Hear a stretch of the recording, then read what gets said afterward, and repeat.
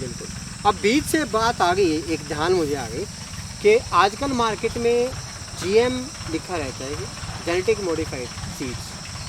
उस सीड्स में और हमारे जो पुराने सीड्स थे उनमें कुछ डिफरेंस है क्या? बहुत ज़्यादा डिफरेंस है। थोड़ा सा इस पर प्रकाश डालें। इसमें मेन डिफरेंस ये है कि जो हमारे देसी बीज है वो हर साल अपने आप को बदलते रहते हैं, ये देख के कि भी मौसम कैसा बदल रहा है। और वो ज़्यादा सशक्त होते हैं, उन पे कीड़ा कम लगता है। क्यों? क्योंकि वो यहाँ के नेचुरल बीज हैं। जो जेनेटिकली मॉडिफाइड है वो हमने उसको थोड़ा सा उसकी नस्ल अपने आप बदली है। उसमें हमने जहर तो घोल दिया है? जहर नहीं घोला है हमने। अच्छा। उसकी जीन्स ही मॉडिफाई कर दिया है। अच्छा। अब वो एक समझ लो वो एक स्थिर बीज है, वो हर साल वैसे का वैसा ही रहेगा। अच्छा। क्योंकि उसका जेनेटिक कोड फ्रोजन है। अच्छा, तो यानी कि अब अगर जैसे मौसम थोड़ा सा बदल गया तो वो नहीं पहचान पाता, वो तो वैसा ही अगले साल भी वैसा ही बनेगा। ठीक है। और हमारा मौसम थोड़ा बदल गया, जो आप देख रहे हैं। बिल्कुल। हाँ, इस बारी गर्मी आई नहीं। हाँ। ठीक है ना, तो मौसम तो बदलेगा क्योंकि हमने इस सृष्टि का इतना बुरा हाल कर लिया है कि अब मौसम क्लाइमेट चेंज तो होगा। तो देसी बीज ऐसे हर साल बदलते रहते हैं और वो आपकी ज़मीन को अडेप्ट कर लेते हैं। उनको पता होता है यार मैं खीरा हूँ, इस जगह में मेरे को ऐसे उगना है, अगले साल आप वही बीज लगाएंगे वो ज़्यादा अच्छा होगा। पर जो जेनेटिकली मॉडिफाइड बीज होते हैं वो कहीं और से बन के आते हैं। वो एक साल आप लगाओगे और लगाने के लिए भी आपको उसमें इतनी दवाइयाँ डालनी पड़ेंगी, इतने केमिकल डालने पड़ेंगे, तभी जाके वो लगेगा। बिल्कुल, बहुत सुंदर बात बताई मनीषा ने।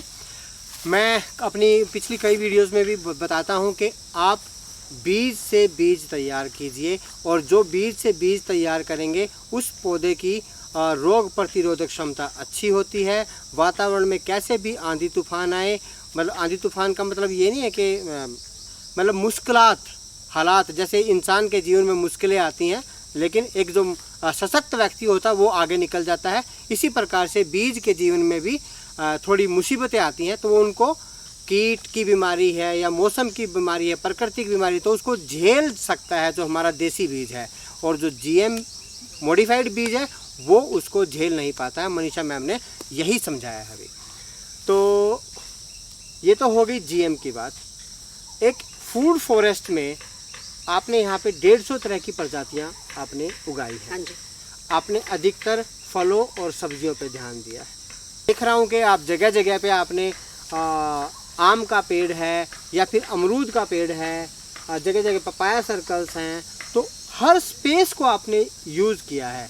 तो ये इस टेक्नोलॉजी को क्या कहते हैं, इसका क्या फ़ायदा रहता है? हाँ, इसको कई शब्दों से जाना जाता है। इसको मल्टी लेयर फार्मिंग भी कहते हैं और इसको स्टैकिंग भी कहते हैं। ठीक है। और इसको समझने के लिए हमें एक बहुत सिंपल प्रिंसिपल समझना है कि जो फार्म है ये एक फैक्ट्री की तरह। इसमें इनपुट क्या है? धूप। आउटपुट क्या है इसमें? खाना। ठीक है। अब धूप को आप कितना ले सकते हैं? अगर कोई धान का खेत है या आपका गेहूं का खेत है तो आप धूप को 3 फुट पे ले रहे हैं। पर फॉरेस्ट में हम धूप को 50 फुट पे भी ले रहे हैं और 1 फुट पे भी ले रहे हैं। ठीक है। हमने बस प्लांटिंग ऐसे करनी है कि अगर आपकी धूप साउथ से आती है, दक्षिण से आती है, तो आपने दक्षिण में बड़ा पेड़ और उत्तर में छोटा पेड़ नहीं लगाना, उल्टा पलटी करके उल्टा पलटी कर, ताकि जो दक्षिण से धूप आती है पहले छोटे पेड़ को भी मिले, उससे बड़े, उससे बड़े और उससे बड़े। तो बड़े पेड़ की छाव में छोटा पेड़ नहीं लगाना, बस आपको यही देखना है। नहीं तो यहाँ हर जगह धूप आती है और हर किसी भी पौधे को 4-5 घंटे से ज़्यादा धूप नहीं चाहिए। ऐसा नहीं है कि उसको सुबह से शाम तक धूप चाहिए, कभी भी दिन में उसको धूप मिल जाए तो वो ठीक रहता है। पर ये जमींदार लोग ये क्यों कहते हैं कि पेड़ों के नीचे खेती नहीं होती? वो इसलिए कहते हैं क्योंकि उनके दिमाग में खेती इक्वल टू धान और गेहूं। उनको इन दोनों चीज़ों के अलावा कोई खेती का उनको कॉन्सेप्ट नहीं है उनके दिमाग में।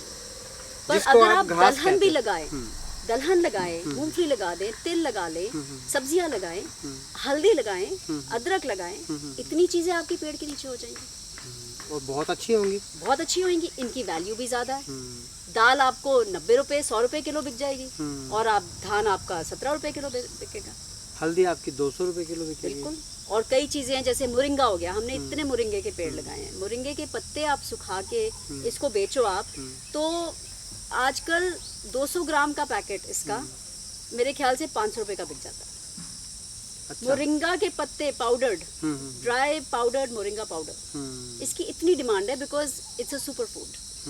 सो हमें एक्चुअली अपना थोड़ा सा नजरिया बढ़ाना है। हमें लगता है कि खाना मतलब ये दो चीज, खेती मतलब ये दो चीज, ऐसा बिल्कुल नहीं है।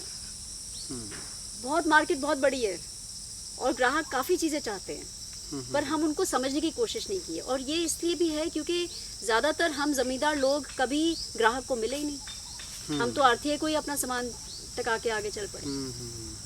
तो किसानों को थोड़ा सा अपनी चीजें बेचनी भी आनी चाहिए। उसके लिए आपको मार्केट से थोड़ा सा टच रहना है। बेशक वो आपके गांव के ही ग्राहक हो, आप अपने जो आपके गांव में पंसारी है या जो आपके किराने की दुकान है, आप उसको जाके ही पूछ लो, यार तो क्या क्या बेचता है तू बता, इसमें से मैं आपके लिए क्या लगा के दे सकता हूँ, मैं दे देता हूँ। बिल्कुल, इसी से उसको आइडिया मिल सकता है कि मैं अपने गांव में क्या क्या कर सकता हूँ और क्या क्या लगा सकता हूँ। अगर वो बोले मैं जी साल में 10 किलो अजवाइन बेच देता हूँ, तो बोलो भी चल तेल ले 10 किलो अजवाइन मैं लगा दूँगा। 10 किलो सौंफ मेरी बिक जाती है, चल 10 किलो मैं तेरे को सौंफ दे दूँगा। तो ये चीज़ें तो इनके रेट इतने हाई होते हैं, इसमें पैसा इतना ज़्यादा है ना। तो ये जो धान और गेहूं का जो हमारा दिमाग में पकड़ सी हो गई है, इसमें से हमें बाहर टूटना है।